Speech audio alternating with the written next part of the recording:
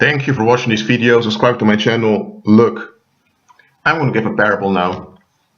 Let's say you have an ambassador. It's the ambassador of, let's say, France.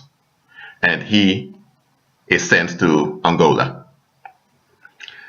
The people in Angola are not quite fond of the French.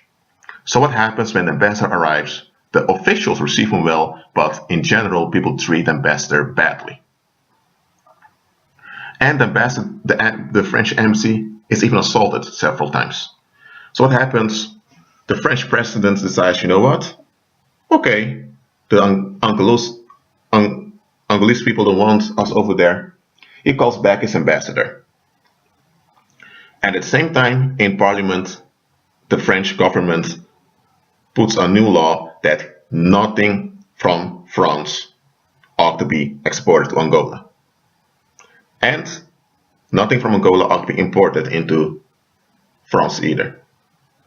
And because France is part of the EU, due to the bad situation of what happened in Angola, they agree with France. So the EU agrees with France upon it.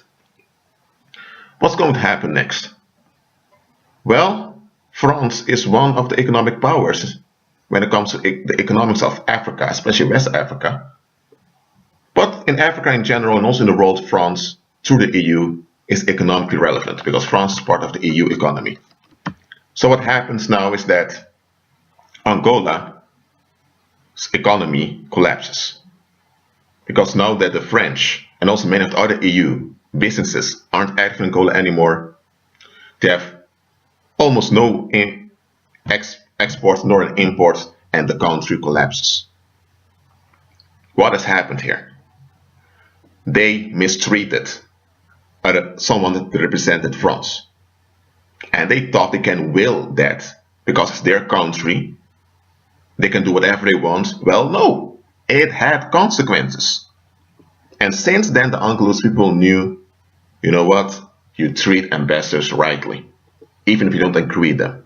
Because if you go too far with your will, there will be repercussions. Now, this parable is fictive. It didn't happen, okay? But just understand, even in world politics, in this world where they worship the beast, you can't just will whatever you want, however you want, and not expect consequences, especially in the negative. Now let me tell you, nobody can get away with being negative-minded against God's people.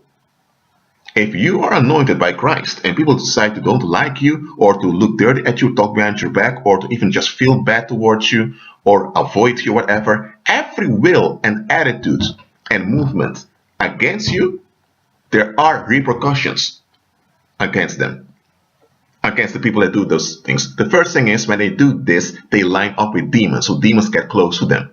So they have drawn danger onto themselves. That's the first repercussion. Now that those demons are close to them, those demons are going to attract other people who also are in the negative. So now they're also attracting dangerous people onto them. They're attracting bad relationships, bad marriages, all kinds of stuff are attracting onto them.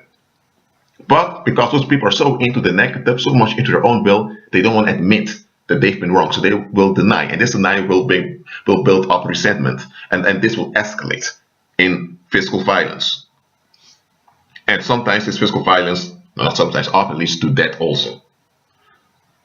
This is without any action from Christ himself towards them personally. There are repercussions when you line up with darkness. That's what I'm telling you in this video. Look, as a believer, you will have people willing against you just because you're a believer. Hey, we are not here to hate on people. We're not here to condemn people. We're not here to send people to hell. No, we're not doing that as believers. Just understand, some people, they just line up with the negative. And understand this, believer. Satan is using such people to throw you in the negative.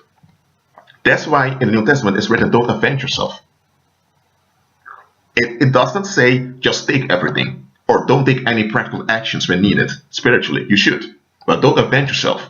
Don't put in your mind you need to put the people in the place or to well, you get what I'm saying here? Don't do that. You know why? Because once you put them in their place, you're involved with them, and the demons are now using them to keep you involved with them so that you are involved in the negative. That's what demons want. So I'm here to give you perspective. Those that you choose to have a will against you, they have already lined themselves up with demons. It's a very bad decision. So they already have repercussions they've caused on themselves. Look, I'm not saying you shouldn't put people on a judgment when they are out to kill you or to harm you, whatever. Just realize, when people have a will against you, they're already in the negative. That's why you shake the dust off your feet. That does not mean that you don't care about those people, that you become apathic or negative towards them. No, it just means you realize these people, they hold on to danger, and Christ wants you out of danger so that you can worship Him. They are worshiping demons by feeding demons.